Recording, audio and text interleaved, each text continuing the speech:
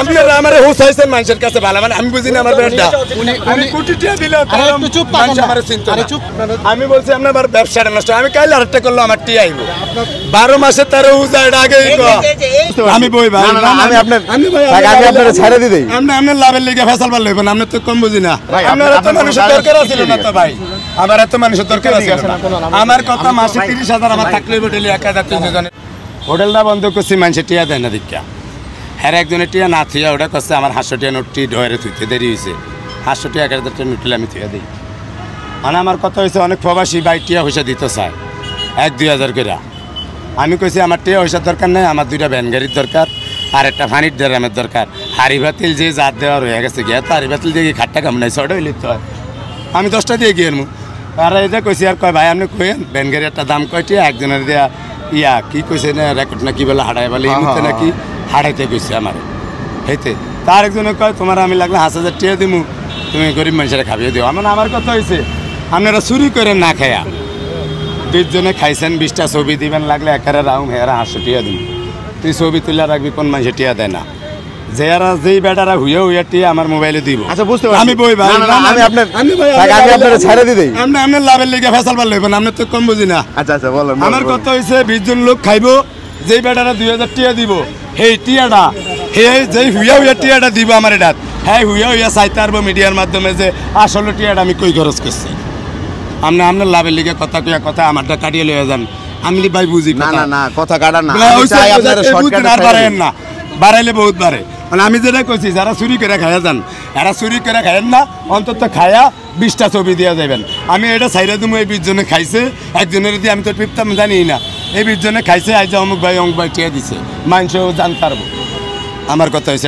আমি কি টিয়া দেয় নাকি না টিয়া দেয় নাকি ছবি তুলে দেয় আপনি ফ্রি খাইবেন চুরি করে না গিয়া ছবি তুলে দিয়া যাবেন টিয়ার বদলে আচ্ছা আমি একটু বলি আপনার কাস্টমার বাড়ার পরে কি আপনি তো চাইলে এখন একটা যে কোনো একটা লোক রাখতে পারেন লোক তো রাখতে পারেন আমার কথাটা বুঝছেন কর্মচারী আমার কথা হইছে এই 2 ভাইয়ে 2,000 টাকা দিছে আচ্ছা হ্যাঁ গো আমি 18 জন খাবে অন্তত 200 হইলেও আমি রাখুন অন্তত 18 জন যে খাবাইছি এটা আবার হেবেটা দেখতে হইব নাহলে হেবেটা কি আমি আমি কি ভকিন নাই না না না আপনি এই জন্য আমি কেউ টিয়া পয়সা অন্য লই না যারা জোর করে দিয়া গেছে কয় আমরা পাবলিক করে দিছি এটা কিনা লইও ও বললে হেঁটে ক্যাশে বইর আর কি হতাম আমি হ্যাঁ লিখে আমি ওই টাকাটি লইছি মোবাইলে আমার অনেক টিয়া আইতো এতদিন আমি কইলে আমি কই না আমি কই আমি আগে বুঝা লই 2-4 জনের লগে আমি 2-4 জন টোকামুখী তা আমি বুঝবো আপনাকে 2-4 জনের লগে খবর যারা পৌঁছায় আচ্ছা আমার কথা হয়েছে আপনি যে খাইছেন চুরি করে না গিয়া আমার মোবাইলে ছবি দিয়া যাবেন এটা একারে দিয়া মোবাইলে বলে কেমন হাঁটায় এটা দেখবো যে এই 20 জনে খাইছে 2 জনের টিয়া দিয়া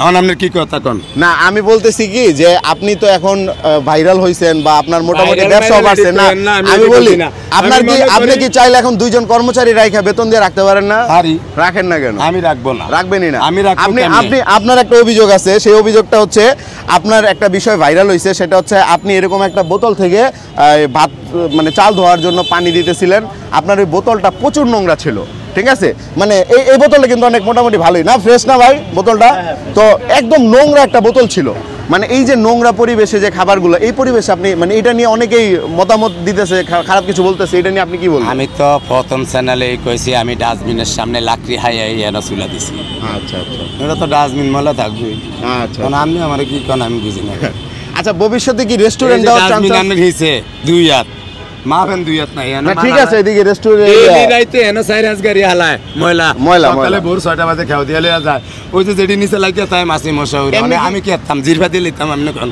আপনি পরিবেশ আমি জিরফা দিয়ে লইতাম মানে ব্যবসা করে দিতাম মানে আপনার কি পরিবেশ চেঞ্জ করার ইচ্ছা আছে রেস্টুরেন্ট দেওয়ার ইচ্ছা আছে যেমনি আছে এমনি থাকবে রেস্টুরেন্ট দিবেন না না না না আচ্ছা যাক শেষমেশ দর্শকরা দেখতেছে যারা এখানে অনেকেই দেখতেছে আমার এটা দর্শকদের কিছু বলতে চান আপনি আমার মাসে 30,000 টাকা হাজিরা থাকলে হইব যে কোনো কাম করতে হলেই চলে মিডিয়ার মূলধারার মিডিয়ার লোকজনকে যে আপনি ঢালাওভাবে বক্তব্য দিচ্ছেন যে তাদের কারণে আপনার ক্ষতি হয়ে গেছে আমি বলি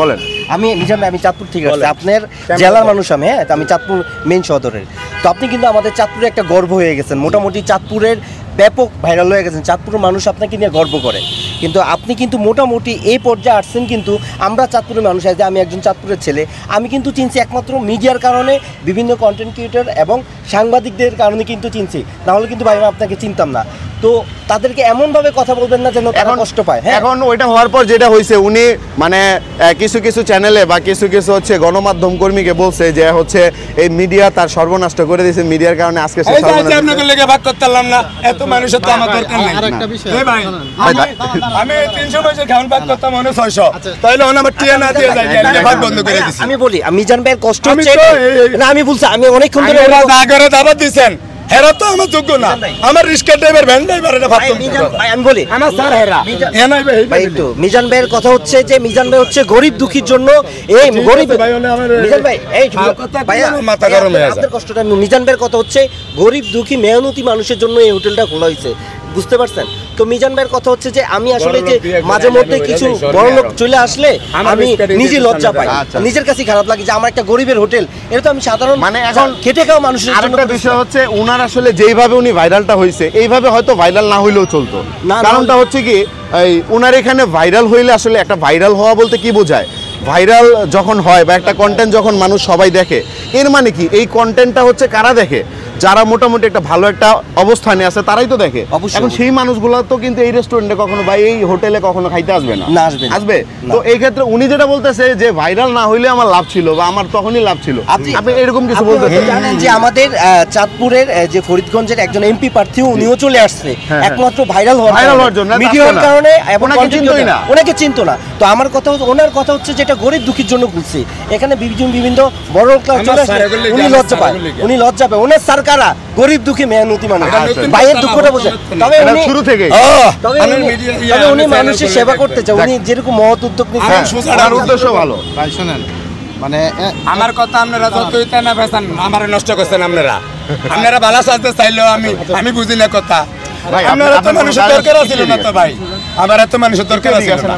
আমার কথা মাসে 30,000 আমার থাকলে ডেলি 1,300 জনের বেশি। আচ্ছা ভাই, আমি ডেলি 600 বলেন। আমি করতাম। আপনি ভাই একটু থামেন, দুইটা কথা বলি, আপনার পক্ষে কথা বলতেছি। বিষয়টা হচ্ছে আমরা নিজেরাও সামাজিক কাজের সাথে জড়িত, আমার আমি নিজেরা কোনো মিডিয়ারে না করি না, তো আমার ছবি নিয়ে না বা কিছু করেন না। আপনারা আমার হুসাইছেন মানুষের কাছে ভালো, মানে আমি বুঝি না আমার ব্যাপারটা।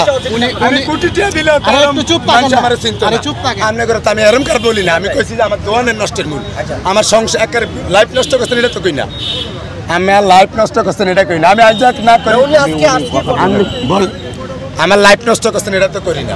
আমি বলছি আপনার আমার ব্যবসাটা নষ্ট, আমি কাইলে আরেকটা করলো আমার টি আইব 12 মাসে 13 উজা এটা আগে আর 12 মাসে 13 এই ব্যবসা ব্যবসার মধ্যে টাকা না দিয়ে অনেকে মাসে 13 ব্যবসা, অনেকে এটা না করলে এটার মধ্যে কিছুই টাকা না দিয়ে চলে যায়। মিজান ভাইয়ের কষ্ট হচ্ছে এটাই যে আমার এখানে আসবেন, আমি এটা তো দিয়ে দিছি, আপনারা টাকা দিয়ে যান, অনেকে টাকা না দিয়ে চলে যায়, এই জন্য ওনার লস হয়। উনি 10,000 টাকার গোস্ত আনলে উনি হিসাব করে দেখি কি 5,000 টাকা উঠে না, কেন উঠে না, খায়া চলে যায়।